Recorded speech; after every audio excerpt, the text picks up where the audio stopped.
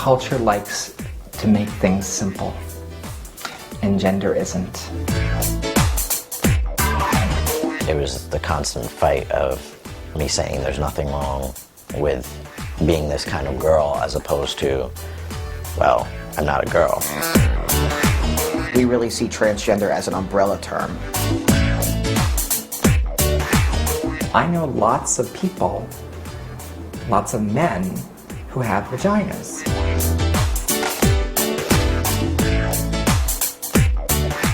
It's not always easy to be in the middle.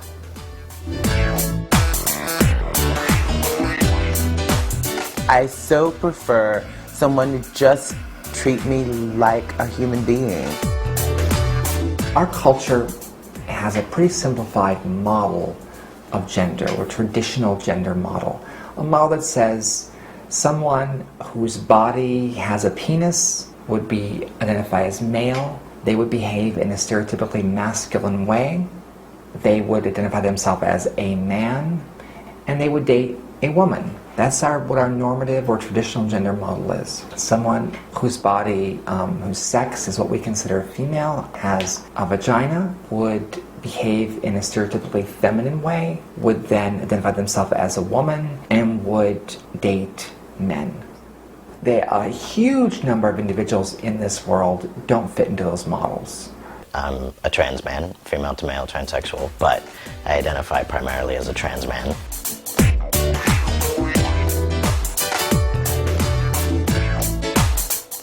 I am a transgendered woman.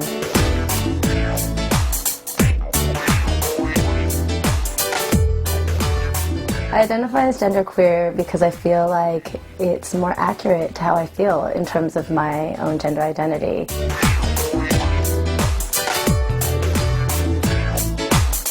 People want to talk about transgender, and I always say you have to start by talking about gender. That's really the sort of critical piece in the word. I use a somewhat simplified version: sex, gender role, and gender identity. And the other piece I like to touch on is sexual orientation, largely because of its relationship to gender and the fact that sometimes people confuse it with gender. Sex is about physical characteristics, organic components in our bodies, anatomic aspects of who we are, sex hormones like estrogen and testosterone, and the chromosomes. And it's often strongly related to genitalia. What is gender role? Well, it's essentially a social understanding of how we are in a gendered sense in the world. It can be something that we do ourselves. It can also be something that other people see in us. And typically when you have a boy, you give the boy trucks, action figures. A girl, you might give dolls, sewing kits. These are very gendered decisions. We gender color, we gender clothing. It's fine for a girl to behave as in a masculine way, what we might call a tomboy, until she reaches puberty. And then she's supposed to sort of femme up, fit in within the more powerful gender stereotypes of what a woman's supposed to behave. Because I felt different a lot, I think I overcompensated by doing things that were kind of like hyper feminine. You know, like I had long hair, wore dresses, makeup. Gender identity is nothing more than how we see ourselves in a gendered way. You can't look inside your body for it, it's inside your head, it's between your ears. People translate that into one of our common cultural choices, which is either man or woman. But clearly, gender has to be unique, because we're all too complex for us to state our gender in such a simple term. The relationship between gender and sexual orientation is important to discuss here. A lot of people think that one is the other and vice versa. When people say gay, they often think they're talking about trans at the same time. And I'd like to make a distinction that all gay people are not transgender and all transgender people are not gay. Everybody has both a gender and a sexual orientation. That's the traditional gender model. That's what our media uses, that's what our advertising uses, our films use that. Our paperwork, when you go into an agency, people have to fill out paperwork. They ask you to check one box or the other. They don't give you any room for complexity. the traditional gender model doesn't actually fit large numbers of people, then we're really given two choices. We can either change the people or we can change the model.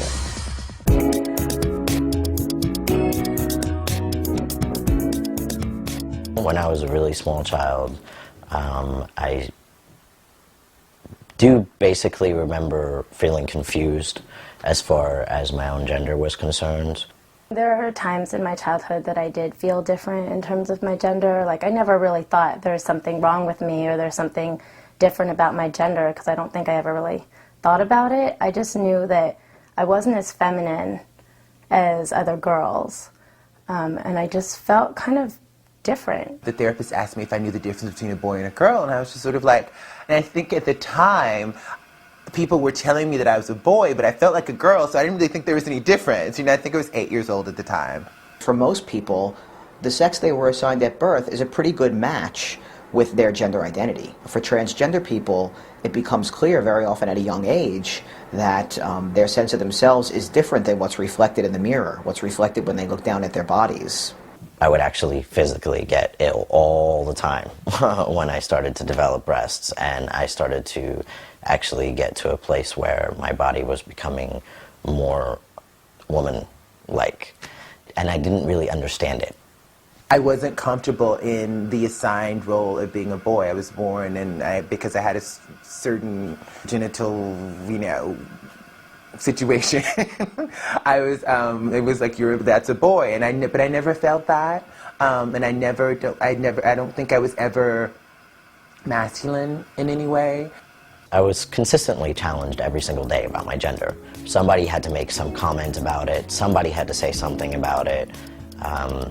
I was taunted by kids all the time. And there was a lot of anxiety, I think, when I was growing up about how feminine I was. And my third grade teacher called my mother and said, "Your son is going to end up in New Orleans wearing a dress if we don't get him in therapy right now." So I think I grew up internalizing a lot of transphobia, that there was so much, and homophobia as well, there was so much anxiety about me being so feminine and trying to fix me. There have always been people in different cultures and over time who would fit into the definition of people who live in a cross-gender way or who live outside the norms of just male or just female or just man and just woman. I started having a lot of friends who were coming out as trans or as genderqueer, and I really didn't quite understand, and it just seemed really foreign to me. And as I started to learn, in an effort to try to understand what was going on with them, a lot of it rang true for me. I actually met my first trans friend, and in the right moment, for whatever right reasons, he kind of just looked at me and said, "So how do you feel about your gender?" And I kind of broke down. That's basically been my experience my entire life, that I don't really fit, that I'm an outcast, etc., etc. So that's the history. And so a lot of it for me, in terms of my process, is about trying to accept myself. I felt really overwhelmed, not in a bad way, but definitely in a way that was 25 years in the making. It was just really a relief to say, oh, like, I can identify as genderqueer.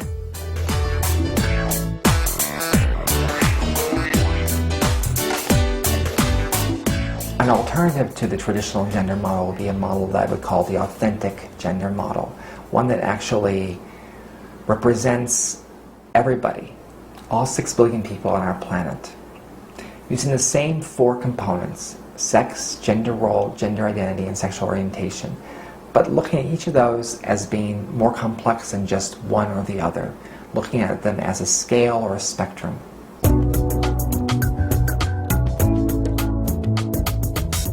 We know that there are men that have breasts and there are women that have very small breasts or no breasts. We know that people's body hair differs, that people's chromosome structures differ, hormone levels differ, and we know that their genitalia differs. Our bodies are born differently, they also change over time. Some may choose to change their bodies, so that sex would have to be plotted differently for each individual.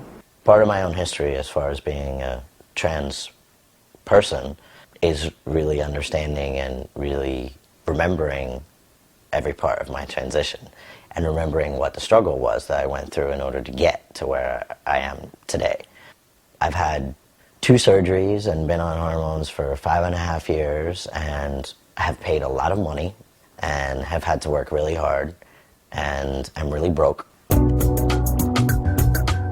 Gender roles do change over time, and they change within cultures. In sort of Western American culture, the only emotion that we really give and allow men to have is either anger or sort of stoic pride.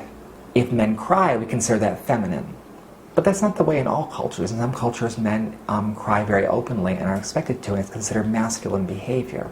So it's clear that it's not a genetic component of who a man is, and it's not a biological component, but crying or anger can be seen as social aspects of who we are. Expressing my feminine spirit outwardly is crucial for me to be true to myself and for me to be happy. The third component will be gender identity, something that's unique for each individual. So 6 billion people, 6 billion gender identities, not even a spectrum or a scale, just individual points. I never really felt like a lot of other people that I know in terms of being born in the wrong body. I feel pretty comfortable enough that I don't think that I'm going to physically transition. I don't know, things could change. The final piece would be sexual orientation. Our traditional model likes to say that men date women and women date men. We know it's much more complex than that. We know that there are people that there are women that date women, there are men that date men, there are people that date both sexes or genders. Some people are attracted to transgender people, some people are celibate. Because I date other masculine or people or men, I identify more with a gay male community or as a gay man than anything. I don't know. But I don't identify as a gay man. So each of these aspects, where we're talking about sex, gender role, gender identity, or sexual orientation, is some sort of spectrum or scale, something vast and explosive as opposed to narrow and contracted. One way to define transgender people is people who don't conform or identify with the expectations associated with the gender or sex they were assigned at birth. You're constantly overly concerned about the rest of the world, because what does that mean? If I start to transition now, then I have to interact with the rest of the world. If I had just been dealing with myself, I think I would have come to terms with it sooner than I actually did. Now I'm very attached to my own identity being as a trans man. People come from different places and different cultures and races and classes. So the terms that people use for themselves may really vary. People have really different terms and words that are used to identify themselves. Drag king, drag queen, bigendered, omnigendered, female to male, male to female, trans woman, transgender man, transsexual woman, femme queen, tranny, transgenderist. Another definition of transgender would be people who feel that the binary gender system of male and female doesn't leave enough room for their identities. I don't identify as a man or a woman, and there have been times in my life when I have really conformed more to more traditional, like, femininity, but it never really felt that right for me. A definition of genderqueer for a person might be someone who doesn't identify with the dichotomy of the norms of a man or a woman, who might feel somewhere in between. They might feel like somebody who identifies as a man and a woman, or neither a man or a woman, or something right in the middle. People assume that all of the transgender people out there are going through a medical gender transition. And we know that in the relative population of people out there who might be gender nonconforming, a relatively small number of people actually go through what would be considered a full medical transition. They don't always understand that if I don't feel like a woman as I was supposed to because I was born a female and socialized as female, then that must mean that I'm transitioning to be a man. And that doesn't really fit for me.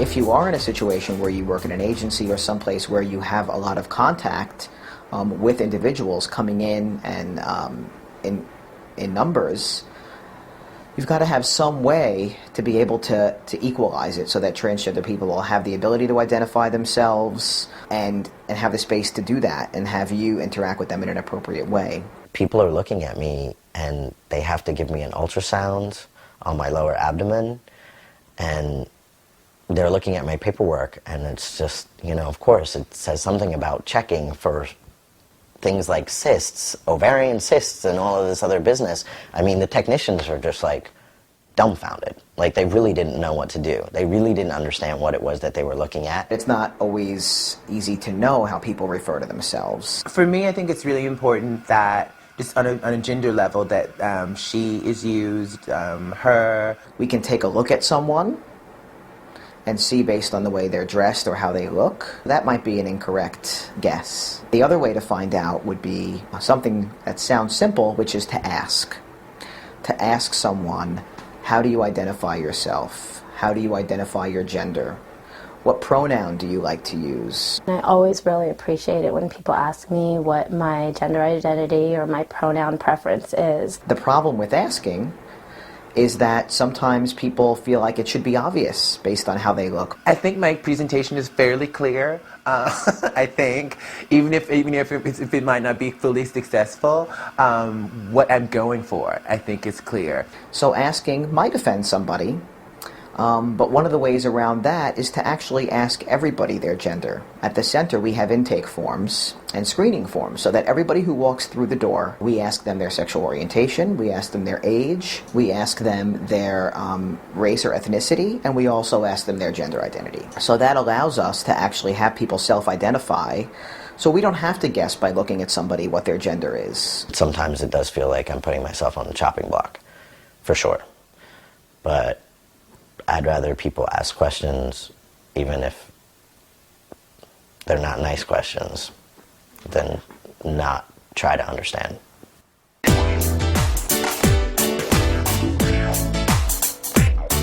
For me, there's so many other aspects of who I am beyond me being transgendered, and I think part of what upsets me is when people can't get past that. One of the important things is to not just reduce a transgender person to only having this identity. I work at bars, I go promote for events and benefits, and I'm not a morning person. I'm an artist. More than anything, I think I'm an artist. I'm Chinese American, I'm a performance artist, I am a therapist, I'm a dog owner, you know, like all these different things. It is so painful to live a lie. It really is, and it's so freeing to be true to yourself. And we should be applauded for that. We should not be persecuted for that. We should not be discriminated against and denied services, housing, jobs for that. We should be celebrated, and we should be valorized. And I think that's what I want to say to people.